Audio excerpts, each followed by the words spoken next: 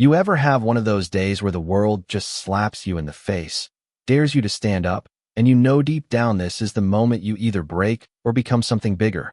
That's what happened to Vanessa Carter, a woman who built an empire from nothing, only to find herself staring down the ugliest kind of ignorance in her own backyard.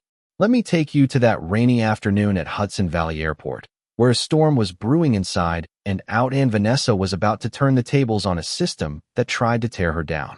It was a dreary September day, the kind where the clouds hang low, heavy with rain, like they're just waiting to burst. Vanessa stepped out of her sleek black Tesla, her heels clicking on the wet pavement, fresh off a deal in Dubai that added another zero to her company's worth.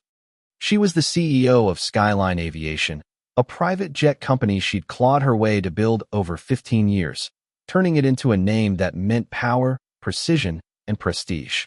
All she wanted was a quiet moment in the VIP lounge before hopping on her Gulfstream G650, her plane, her Predetto head back to Chicago.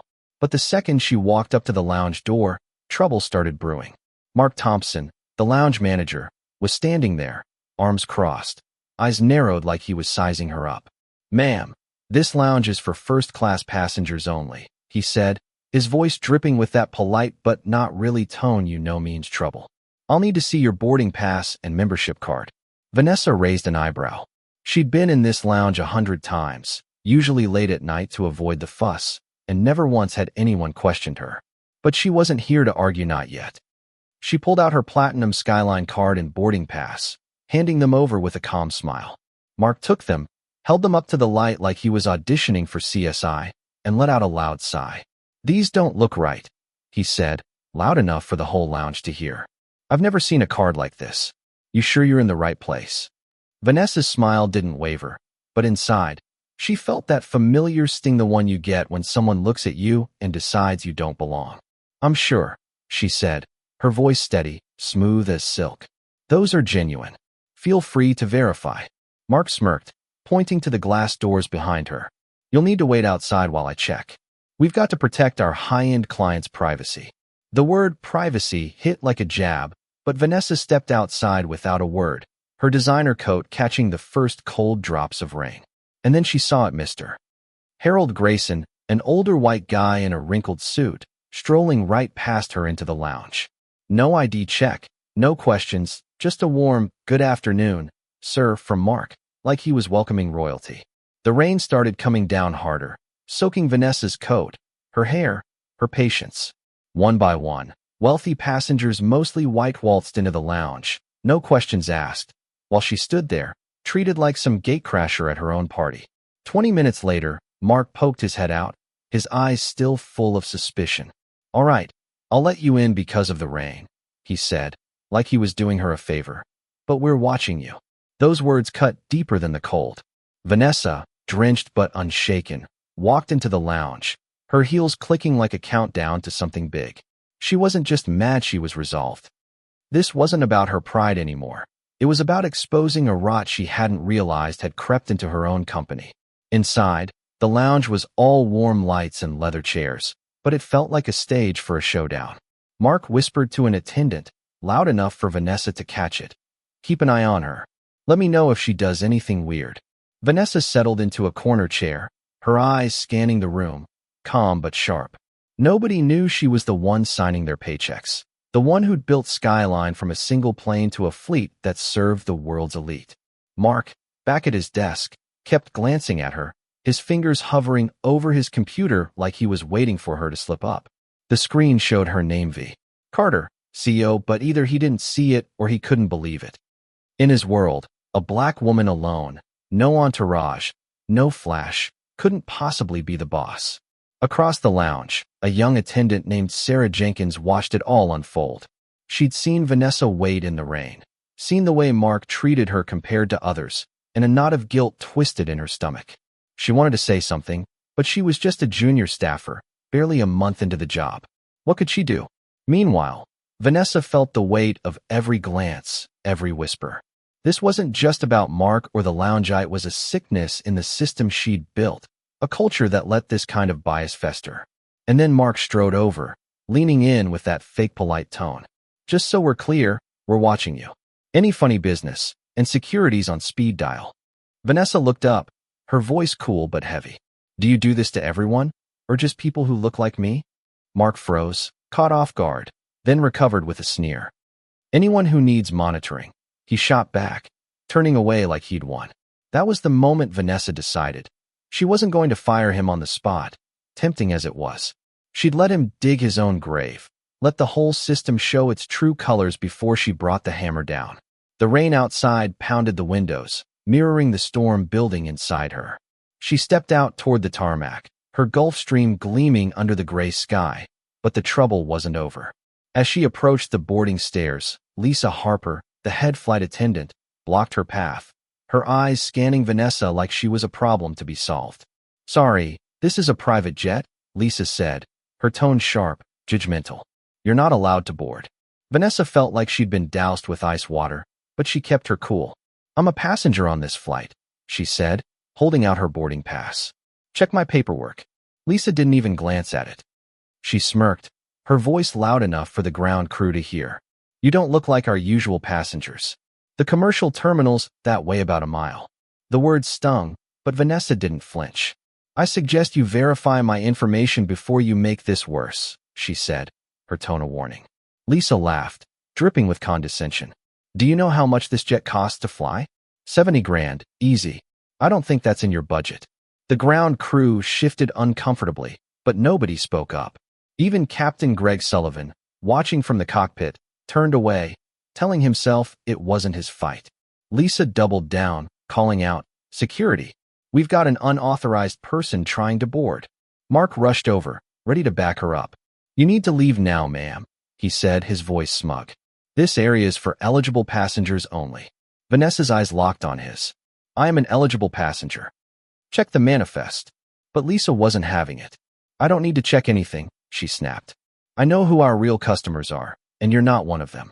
The tarmac went quiet, the rain the only sound. Vanessa's voice dropped, soft but deadly. You sure about that? It was her final warning, but Lisa, blind with pride, scoffed. 100%. Vanessa pulled out her phone, her movements deliberate, and made the call that would change everything. Claire, get me Nathan and the executive team, now, she said, her voice calm but commanding. We've got a serious problem at Hudson Valley. Lisa's smirk faltered for a split second, but she brushed it off, barking for security again. Mark stood by her, their shared arrogance a wall they thought was unbreakable. They had no idea the storm was about to hit. The air grew heavy, the rain pounding like a heartbeat. Vanessa's call connected, and Nathan Carter, her brother, and Skyline Siwa picked up. Vanessa, you okay? What's going on? She didn't break eye contact with Lisa and Mark. I'm being blocked from my own jet by our own staff, she said, each word a blade. They're saying I don't belong. I'm Vanessa Carter, CEO of Skyline Aviation, and this is unacceptable. Call the board now. Lisa's laugh was forced, desperate. She's claiming to be the CEO now? Hilarious. Mark chimed in, his voice cracking just a bit. Yeah, impersonating the boss. Pathetic. But the doubt was creeping in, their confidence starting to crumble. Nathan's voice came through again. I'm on my way, Vanessa. We'll fix this. She hung up, sliding her phone into her pocket, and turned to Lisa and Mark.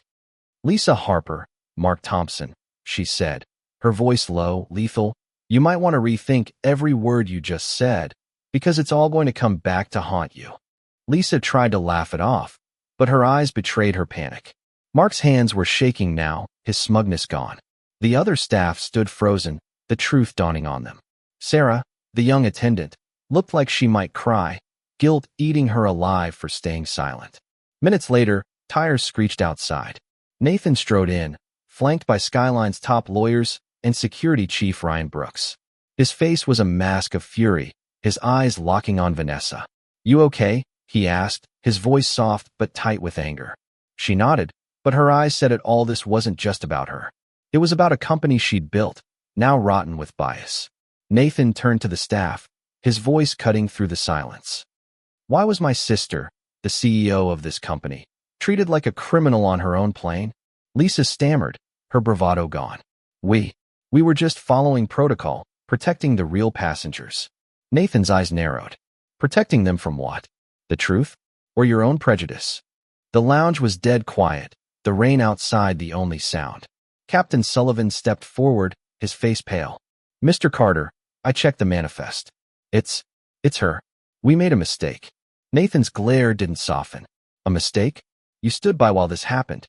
That's not a mistake, that's complicity." Vanessa stepped forward, her voice steady but heavy with resolve. "Get everyone on the jet now. We're settling this." Nobody argued. Lisa and Mark followed, their faces ashen, knowing they were walking into their own reckoning. Inside the Gulfstream's sleek conference room, Vanessa took her place at the head of the table, Nathan at her side. The lawyers laid out files, security stood at the doors. Vanessa's eyes locked on Lisa and Mark. "Explain why you treated meth woman who owns this plane, this company, like I didn't belong." Lisa's voice trembled. "Miss Carter, I was just doing my job, checking for unauthorized access." Vanessa's gaze was ice. "Was it your job to judge me by my skin? To assume I couldn't afford this flight?" Lisa had no answer, her face burning with shame. Mark mumbled, "I was just backing her up. I didn't think it was a big deal." Vanessa's voice cut like a knife. "Not a big deal? You humiliated me in front of my own staff, on my own property. That's a big deal." The room was silent, every word sinking in. Vanessa turned to Captain Sullivan. "You knew better, Greg. You saw it happen and did nothing. You're suspended until we sort this out." Sullivan nodded, his head low, no defense left. Then she faced Lisa and Mark. "You're both fired, effective immediately. I won't tolerate this in my company. You've got 30 minutes to clear out, under security's watch." They didn't argue coldn't. Their world had collapsed, their prejudice exposed for all to see. But Vanessa wasn't done. She looked around the room, her voice softer now, but no less powerful. "This isn't just about them. It's about a culture that let this happen, a system we all built. And we're going to tear it down and rebuild it right." She called a company-wide meeting that same day, laying out a plan that would shake Skyline to its core. Mandatory anti-bias training for every employee, from interns to executives. An anonymous hotline for reporting discrimination, handled by a third party to ensure fairness. Even an AI system to catch prejudice in emails, chats, anything because, as she put it, machines don't play favorites. She didn't stop there. Sarah, the young attendant who'd apologized, was promoted on the spot to senior customer service manager. Not just for her kindness, Vanessa said, but because she's got the guts to do what's right. And Tom Rivera, the ground supervisor who'd tried to speak up, got a nod to regional director, tasked with setting a new standard. The room felt different after that, like the air had cleared, like hope had a fighting chance. Word of Vanessa's stand spread like wildfire. Within days, it was all over the news. Black CEO takes on racism in her own company. Harvard turned it into a case study. Skyline Aviation, the fight for justice. Vanessa was invited to speak at Congress, standing tall in a room full of lawmakers, her voice steady.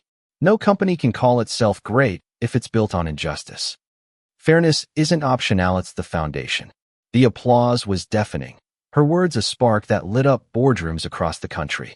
And then, 6 months later, something unexpected happened. Lisa Harper, the attendant who'd started it all, wrote a public apology. "I was wrong," she said, her words raw, honest. "I let my biases blind me, and I hurt people. I'm sorry, Miss Carter, and I'm sorry to everyone who felt that pain." Vanessa read it, saw the sincerity, and did something nobody saw coming.